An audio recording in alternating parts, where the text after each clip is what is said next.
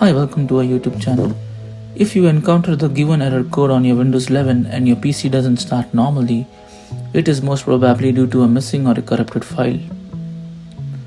It could also be possible that there is a problem in your PC boot sector which could be due to corrupted system file or a memory. One of the way to fix this issue is to perform startup repair in recovery mode. So let's get started.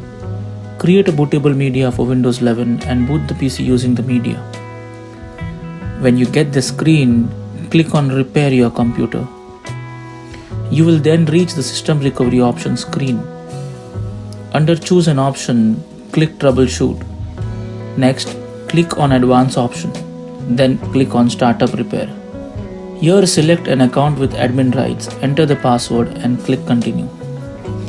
Now wait till the Windows Startup Repair process is over. Once the process is over, restart your PC and it should boot normally without the blue screen error code.